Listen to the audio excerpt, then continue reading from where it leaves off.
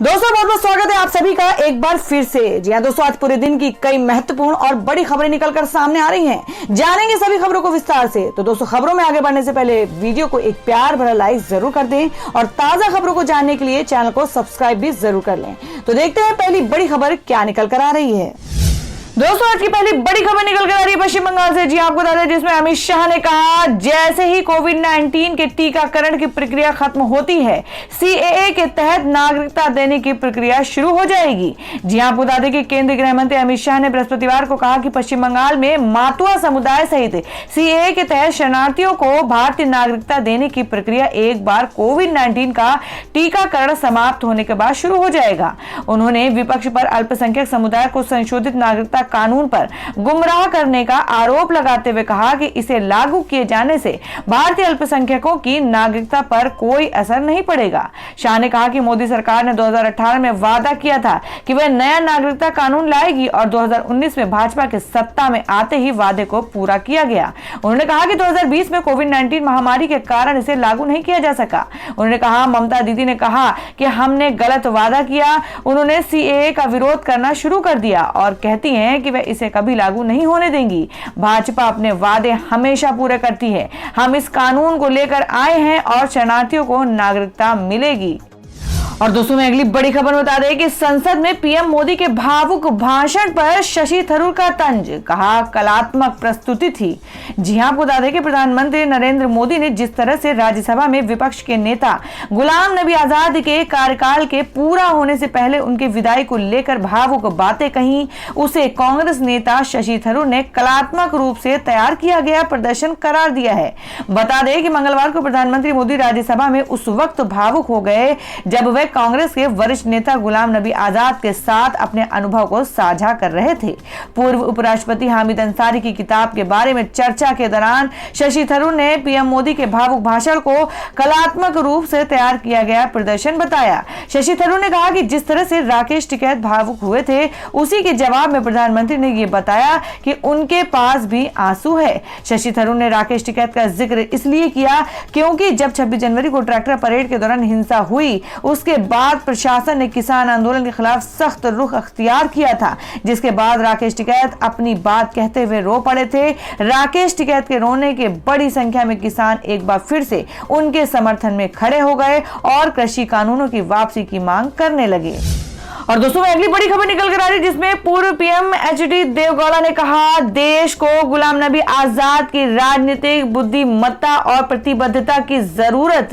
जी हां, आपको बता दें कि कांग्रेस के वरिष्ठ नेता व राज्यसभा में विपक्ष के नेता गुलाम नबी आजाद का कार्यकाल खत्म होने वाला है। इससे पहले पूर्व प्रधानमंत्री एचडी देवगौड़ा ने बुधवार को कहा कि देश को गुलाम नबी आजाद की राजनीतिक बुद्धिमत्ता और प्रतिबद्धता की जरूरत है। 87 साल के जेडीएस सुप्रीमो ने कांग्रेस के वरिष्ठ नेता और जम्मू कश्मीर के पूर्व मुख्यमंत्री को वर्षों से चली आ रही उनकी दोस्ती और भाईचारा के लिए धन्यवाद दिया। पूर्व प्रधानमंत्री एचडी देवगौड़ा ने ट्वीट करके कहा, देश को गुलाम नबी आजाद की राजनीतिक शिथिलता और प्रतिबद्धता की आवश्यकता है और मुझे यकीन है कि वे अभी कई वर्षों तक देश की सेवा करते रहेंगे। राज्यसभा में आजाद का कार्यकाल अगले हफ्ते खत्म हो रहा है। उनके साथ साथ जम्मू कश्मीर के 4 और सांसदों का कार्यकाल खत्म हो रहा है। इसके मद्देनजर मंगलवार को इन्हें विदाई दी गई।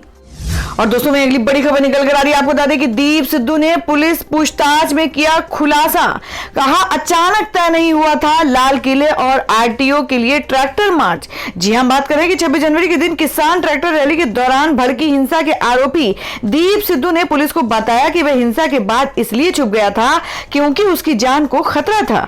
उसने कहा कि उसे इस बात का डर था कि किसान नेता इस हिंसा का ठिकरा उसके सर पर फोड़ देंगे और फिर उसे मार दिया जाएगा। बुधवार को दिल्ली पुलिस के एक अधिकारी ने इस बाबत जानकारी दी। मालूम हो कि दीप सिद्धू को 26 जनवरी को लाल किले पर हिंसा भड़काने के आरोप में सोमवार को दिल्ली पुलिस द्वारा गिरफ्तार किया गया था।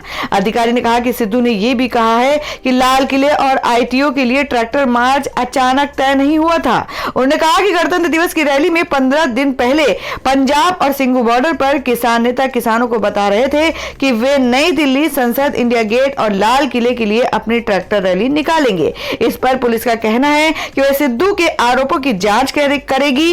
वहीं किसान नेताओं का कहना है कि वे तब तक सिद्धू के खुलासे पर टिप्पणी नहीं करेंगे जब तक वे इसे स्वयं नहीं पढ़ लेते। भारतीय किसान यूनियन दो आप के नेता मंजीत राय ने कहा कि हम इस तरह के आरोपों पर टिप्पणी नहीं कर सकते जब तक कि हम आधिकारिक तौर पर नहीं जान लेते कि सिद्धू ने पुलिस को क्या कहा है। किसान नेताओं ने कहा था कि उन्होंने सिद्धू को सत्तारूढ़ पार्टी और उसके चरमपंथी विचारों के साथ कथित संबंधों के चलते सिंघू बॉर्डर पर मंच साझा करने की अनुमति नहीं दी थी। वहीं संयुक्त किसान मोर्चा के सदस्य हरिंदर एप्पी ने मंगलवार को कहा कि 25 जनवरी की शाम सिद्धू ने किसानों के मंच को हत्या कर किसानों को उकसाने के लिए भड़काऊ भाषण दिया, जिसके बाद उसे वहां से जाने के लिए कहा गया। उन्होंने कहा कि लाल किले पर हिंसा में उसकी तस्वीरें सामने आने से पहले उसे आखिरी बार वहां देखा गया था। तो दोस्तों, खबरों में आगे बढ़ने से पहले जान लेते हैं आज के माइंड के उसके सवाल को। आज का सवाल है आपको बताना है कि भूटान की राजधानी कहां है। इसका जवाब आपको वीडियो के नीचे कमेंट बॉक्स में देना है और सही जवाब देने वालों को रैंडमली सिलेक्ट किया जाएगा और वो जीत सकते हैं बम्पर पुरस्कार। तो बढ़ते हैं अगली खबर की ओर। और दोस्तों, अगली खबर निकल कर आ रही है, आपको बता दें जो कि किसान आंदोलन को लेकर है। देश भर में शुरू हुई किसान महापंचायत, किसानों को राज्यों में किया जा रहा है लामबंद। जी हां, आपको बता दें कि संयुक्त किसान मोर्चा 3 कानूनों को रद्द करने और एमएसपी को कानूनी मान्यता देने की मांगों पर कायम है। मोर्चा ने कहा कि किसान महापंचायतों का दौर लगातार जारी है। आज पंजाब के जगरांव में विशाल सभा आयोजित की गई, जिसमें किसानों के साथ साथ अन्य नागरिकों ने भी बढ़ चढ़कर भागीदारी दिखाई। आपको बता दें कि सिंघू बॉर्डर पर किसान नेताओं ने मंच से संबोधन करते हुए संयुक्त किसान मोर्चा के आगामी कार्यक्रमों को लागू करवाने संबंधी विचार रखे। टिकरी बॉर्डर पर हरियाणा सरकार द्वारा सीसीटीवी लगाने के प्रस्ताव का किसानों ने विरोध किया। संयुक्त किसान मोर्चा के डॉक्टर दर्शन पाल ने कहा कि आने वाले समय में देश भर में किसान महापंचायत आयोजित की जाएगी। मोर्चे की टीमें राज्यवार महापंचायतों के कार्यक्रमों की रूपरेखा तैयार कर रही है। और दोस्तों, अगली बड़ी खबर निकल कर आ रही है, जिसमें आपको बताते हैं कि भाजपा ने कांग्रेस पर छवि धूमिल करने का लगाया आरोप। कहा भारत रत्न लता मंगेशकर व तेंदुलकर से माफी मांगे सोनिया और राहुल। जी हां, आपको बता दें कि नए कृषि कानून के खिलाफ किसानों के प्रदर्शन पर चल रही बहस के बीच भाजपा ने बुधवार को कांग्रेस की अंतरिम अध्यक्ष सोनिया गांधी और राहुल गांधी पर भारत रत्न लता मंगेशकर और सचिन तेंदुलकर की छवि धूमिल करने का आरोप लगाया और उनसे माफी को कहा। आपको बता दें, भाजपा विधायक राम कदम ने ट्वीट करके कहा कि राहुल गांधी और सोनिया गांधी भारत रत्न लता मंगेशकर और सचिन तेंदुलकर की छवि धूमिल करना बंद करें और इनसे माफी मांगे। कांग्रेस दल के नेता और कार्यकर्ता भारत रत्नों का अपमान कर रहे हैं। भाजपा विधायक ने ट्विटर पर पोस्ट किए एक पत्र में कहा कि कांग्रेस पार्टी के नेताओं की ओर से हमारे भारत रत्न जैसे सचिन तेंदुलकर और लता मंगेशकर की छवि खराब करने की रणनीतिक कोशिश की गई है। ये दिग्गज हैं और अत्यंत ईमानदारी से इन्होंने देश की सेवा की है। इस देश के प्रति इनके समर्पण को कभी कम करके नहीं आंका जा सकता और न ही सवाल उठाया जा सकता। दुर्भाग्य से कई कांग्रेसी नेता इन दिग्गजों की छवि खराब करने की कोशिश कर रहे हैं। तो दोस्तों, आप लोगों को क्या लगता है, राम कदम की बातों से आप कितना सहमत हैं? आप अपनी राय कमेंट बॉक्स में जरूर दें। बढ़ते अगली खबर की ओर। और दोस्तों, मैं अगली खबर में आपको बता दें कि प्रियंका गांधी के करीबी से सचिन पायलट को मिला मुख्यमंत्री बनने का आशीर्वाद। क्या फिर बदलेंगे समीकरण? जी हां, आपको बता दें कि राहुल गांधी की राजस्थान यात्रा से पहले एक बार सचिन पायलट को लेकर कांग्रेस में चर्चा गर्म है। चर्चा की 3 वजह हैं। एक तो पायलट को राहुल गांधी के नजदीक माना जाता है। राहुल गांधी की किसान रैलियों और ट्रैक्टर मार्च में पायलट की जगह क्या होगी? क्या राहुल गांधी पायलट को पहले की तरह तरजीह देंगे या नहीं? इन सब मुद्दों पर चर्चा गर्म है। दूसरी वजह है राहुल गांधी की राजस्थान में किसान रैलियों से पहले सचिन पायलट की पूर्वी राजस्थान में अब तक की धमाकेदार रैलियां। इसके बावजूद कांग्रेस ने राहुल गांधी की किसान रैलियों के लिए पायलट के प्रभाव वाले पूर्वी राजस्थान के बजाय अशोक गहलोत के प्रभाव वाले पश्चिम राजस्थान को चुना। तीसरी और खास बात, कांग्रेस नेता और प्रियंका गांधी के नजदीकी माने जाने वाले प्रमोद कृष्णन का सचिन पायलट को मुख्यमंत्री बनने का आशीर्वाद देना। पायलट की भरतपुर में रैली के ट्वीट पर प्रमोद कृष्णन ने मुख्यमंत्री भाव लिखकर रीट्वीट किया है। आपको बता दें, इससे पहले कांग्रेस ने सोशल मीडिया कैंपेन को लेकर मुख्यमंत्री अशोक गहलोत के ट्वीट पर भी प्रमोद कृष्णन ने जवाब में लिखा कि क्या आपका इशारा सचिन पायलट की ओर है? गहलोत ने अपने ट्वीट में युवाओं को आगे आने के लिए कहा था। प्रमोद कृष्णन के सचिन पायलट को लेकर ये ट्वीट इसलिए भी मायने रखते हैं क्योंकि प्रियंका गांधी ने ही सचिन पायलट की बगावत के बाद कांग्रेस में वापसी कराई थी। प्रियंका गांधी ने ही सचिन पायलट को तब पार्टी में सम्मान का भरोसा दिलाया था। गहलोत की मर्जी न होने के बावजूद पायलट की वापसी हुई थी। और दोस्तों मैं अगली खबर निकल कर आ रही जिसमें राजनाथ सिंह बोले किसानों को गुमराह किया जा रहा है, कानूनों में संशोधन कर सकती है सरकार। जी हम बात करें कि रक्षा मंत्री राजनाथ सिंह ने कहा कि केंद्र सरकार किसान नेताओं के साथ नए कृषि कानूनों पर खुले दिमाग से चर्चा करने और यहां तक की जरूरत पड़ने पर उसमें संशोधन करने के लिए भी तैयार है।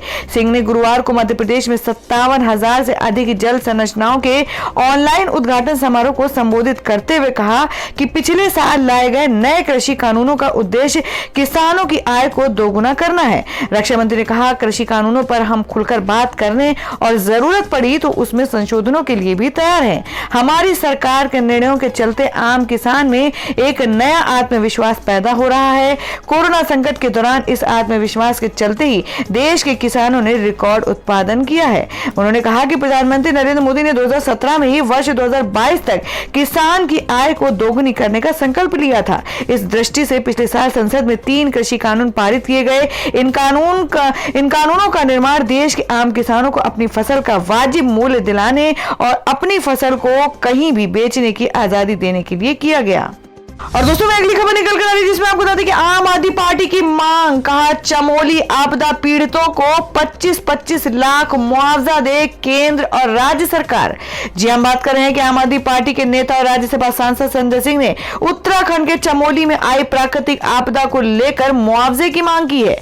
उन्होंने केंद्र और राज्य सरकार से आपदा पीड़ितों को 25-25 लाख रुपए दिए जाने की मांग की है। साथ ही कहा है कि केंद्र और राज्य की ओर से सभी पीड़ितों को 2-2 लाख रुपए मुआवजा देने की घोषणा की गई है। आपको बता दें कि सिंह ने कहा कि इस प्राकृतिक आपदा में अभी भी 173 लोग लापता हैं। ऐसे में बचाव कार्य में और भी तेजी लाने की आवश्यकता है। साथ ही जिन लोगों का नुकसान हुआ है उसकी भरपाई के लिए भी केंद्र सरकार को योजना बनानी चाहिए। अभी तक 13 गांवों से संपर्क टूटा हुआ है। इन गांवों से संपर्क स्थापित नहीं हो पा रहा है। विकास और तरक्की निश्चित रूप से हमारे देश के लिए जरूरी है, लेकिन जो नदियों का प्रवाह रोक कर बांध बनाए जाते हैं उसके कारण से भी यही आपदाएं आती हैं। संजय सिंह ने प्रोफेसर जीडी अग्रवाल को श्रद्धांजलि देते हुए कहा कि उन्होंने इस आपदा को रोकने के लिए लड़ाई लड़ी थी और अपनी शहादत दी थी। बता दें कि उत्तराखंड के चमोली में ग्लेशियर टूटने के बाद आई आपदा के कारण भारी तबाही मची है। बाढ़ के बाद तपोवन में 2 सुरंगों में बड़ी संख्या में मजदूर फंस गए थे। एक सुरंग से तो मजदूरों को निकाल लिया गया, लेकिन दूसरी सुरंग से अभी भी उन्हें निकालने का प्रयास किया जा रहा है। अब एक बार फिर तपोवन टनल में रेस्क्यू ऑपरेशन को शुरू कर दिया गया है। ऋषिगंगा नदी के जल स्तर बढ़ने के बाद रेस्क्यू ऑपरेशन को कुछ समय के लिए रोक दिया गया था। एनडीआरएफ का कहना था कि जल स्तर इसलिए टीमों को जल स्तर बढ़ गया, इसलिए टीमों को सुरक्षित स्थानों पर शिफ्ट कर दिया गया। ऑपरेशन को सीमित टीमों के साथ फिर से शुरू किया गया है। तो दोस्तों संजय सिंह ने जो कहा इस बारे में आप क्या सोचते हैं, आप अपनी राय कमेंट बॉक्स में जरूर दें। बढ़ते अगली खबर की ओर। और दोस्तों में अगली बड़ी खबर निकल कर आ रही है जिसमें आपको बता दें कि राज्यपाल को सरकारी विमान ना दिए जाने पर भड़के फडणवीस। बोले महाराष्ट्र ने पहली बार देखी ऐसी घमंडी सरकार। जी आपको बता दें कि महाराष्ट्र की उद्धव ठाकरे सरकार की ओर से राज्यपाल भगत सिंह कोश्यारी को हवाई यात्रा के लिए सरकारी विमान ना देने को लेकर भाजपा ने कड़ा ऐतराज जताया है। महाराष्ट्र नेता प्रतिपक्ष देवेंद्र फडणवीस ने कहा कि सरकारी हवाई जहाज किसी की व्यक्तिगत संपत्ति नहीं है कि आप राज्यपाल को हवाई जहाज देने से मना कर दें। भाजपा नेता ने कहा कि महाराष्ट्र सरकार में यह पहली बार है जब किसी सरकार में इतना घमंड दिखे कि वो राज्यपाल तक का सम्मान न करे। महाराष्ट्र के पूर्व सीएम फडणवीस ने गुरुवार को कहा कि राज्यपाल को विमान ना देने से राज्य सरकार का रवैया दिखता है। राज्यपाल केवल एक व्यक्ति नहीं है बल्कि एक संवैधानिक पद है। यह दुर्भाग्यपूर्ण और राज्य के लिए एक काला अध्याय है। इससे पहले महाराष्ट्र में इतनी घमंडी सरकार कभी नहीं बनी। भाजपा नेता आशीष शेलर ने भी इस मसले पर महाविकास आघाड़ी की सरकार को घेरा है। उन्होंने कहा कि सत्ता के नशे चलते शिवसेना गलत उदाहरण पेश कर रही है। भाजपा नेता सुधीर मुनगंटीवार ने मामले में सरकार से मांग की है कि वो राज्यपाल से माफी मांगे। महाराष्ट्र से आने वाले केंद्रीय मंत्री रामदास अठावले ने कहा कि राज्य सरकार का ये रवैया बहुत गलत है। राज्यपाल को सरकारी विमान का उपयोग करने का अधिकार है। ये राज्यपाल का अपमान है। मुख्यमंत्री को इसके लिए माफी मांगनी चाहिए। और दोस्तों मैं ये बता दें कि एक्ट्रेस मालवी का खुलासा, कहा मदद का ट्वीट कर मिलने तक नहीं आई कंगना, उर्मिला ने चुपचाप दिया साथ। जी हां, आपको बता दें कि बॉलीवुड अभिनेत्री कंगना रनौत अपने ट्वीट्स को लेकर अक्सर मीडिया में छाई रहती हैं। हाल ही में कंगना रनौत उस वक्त सुर्खियों में आई जब किसान आंदोलन को विदेशी हस्तियों से समर्थन मिलने के विरोध में उन्होंने कुछ ट्वीट किए और ट्विटर ने उनके 2 ट्वीट अपनी गाइडलाइंस के खिलाफ मानते हुए डिलीट कर दिए। इस बीच एक्ट्रेस मालवी मल्होत्रा ने कंगना रनौत को लेकर एक बड़ा खुलासा किया है। मालवी मल्होत्रा ने एक इंटरव्यू के दौरान बताया कि उनके ऊपर पिछले साल हुए हमले के वक्त कंगना रनौत ने मदद करने का भरोसा दिया था, लेकिन कंगना मदद के लिए आज तक आगे नहीं आई। और दोस्तों अगली खबर निकल कर आ रही है बिहार से। जी आपको बता दें कि तेज प्रताप लालू प्रसाद यादव की रिहाई के लिए पूरे बिहार से आए आजादी पत्र को राष्ट्रपति भवन भेजेंगे। जी आपको बता दें कि चारा घोटाले में सजा याफ्ता लालू प्रसाद यादव की रिहाई के लिए उनके बड़े बेटे और बिहार के पूर्व स्वास्थ्य मंत्री तेज प्रताप यादव द्वारा चलाए गए आजादी पत्र मुहिम के तहत बिहार से जमा पत्रों को दिल्ली भेजा जाएगा। प्राप्त जानकारी के मुताबिक शाम को 4 बजे पटना स्थित जीपीओ से तेज प्रताप यादव पूरे बिहार भर से आए आजादी पत्र को राष्ट्रपति भवन के लिए पोस्ट करेंगे। बता दें कि बिहार के पूर्व मुख्यमंत्री लालू प्रसाद यादव चारा घोटाले से जुड़े मामले में सजा काट रहे हैं। उनकी तबीयत खराब होने के बाद बेहतर इलाज के लिए उन्हें रांची के रिम्स में दिल्ली स्थित एम्स में शिफ्ट कर दिया गया था। और दोस्तों अगली खबर निकल रही है, आपको बता दें कि गहना वशिष्ठ के बाद एडल्ट फिल्म शूट करने वाला डायरेक्टर गुजरात से गिरफ्तार। जी हम बात कर रहे हैं कि ओटीटी प्लेटफॉर्म पर अश्लील वीडियो अपलोड करने के आरोप में अभिनेत्री और मॉडल गहना वशिष्ठ को पहले ही मुंबई पुलिस ने गिरफ्तार कर लिया था, लेकिन अब इस मामले में पुलिस ने डायरेक्टर को भी गिरफ्तार कर लिया है, जिसने इस न्यूड फिल्म को शूट किया था। इसके साथ ही इस पूरे मामले में अभी तक 9 लोगों की गिरफ्तारी हो चुकी है। मुंबई पुलिस के सिटी क्राइम ब्रांच ने गुजरात के सूरत से फिल्म डायरेक्टर को मंगलवार रात को गिरफ्तार किया है। डायरेक्टर पर आरोप है कि उन्होंने ही गहना वशिष्ठ की न्यूड फिल्म को डायरेक्ट किया था और ये फिल्म में एक्ट्रेस को कास्ट करते थे और न्यूड शूट करके उसे ओटीटी प्लेटफॉर्म पर भेजते थे। और दोस्तों मैं अगली खबर में आपको बता दें जिसमें आम आदमी पार्टी ने कहा कि सत्ता में आए तो यूपी के लोगों को भी मिलेगी दिल्ली जैसी सुविधाएं। जी हां, आपको बता दें कि उत्तर प्रदेश में अगले साल विधानसभा चुनाव होने वाले हैं। विधानसभा चुनाव 2022 में आम आदमी पार्टी ने भी चुनाव लड़ने का ऐलान किया है। पार्टी ने इसको लेकर रणनीति भी बनानी शुरू कर दी है। बुधवार को सीतापुर रोड स्थित फायर ब्रिगेड ऑफिस के पास आम आदमी पार्टी की बैठक हुई। इस दौरान पार्टी के प्रदेश सचिव प्रेम प्रकाश वर्मा ने मीडिया से बातचीत में कहा कि यदि यूपी में हमारी सरकार बनती है तो यहाँ की जनता को भी दिल्ली की तर्ज पर जन सुविधाएं प्रदान की जाएंगी। उन्होंने कहा कि यूपी के स्कूलों का विकास भी दिल्ली की तर्ज पर किया जाएगा। वहीं विशिष्ट अतिथि प्रदेश कार्यकारिणी सदस्य देवदत्त कोरी ने कहा, हम प्रदेश में दिल्ली मॉडल का प्रचार प्रसार करेंगे। हमारा उद्देश्य यूपी में इस बार आम आदमी पार्टी की सरकार बनाना है।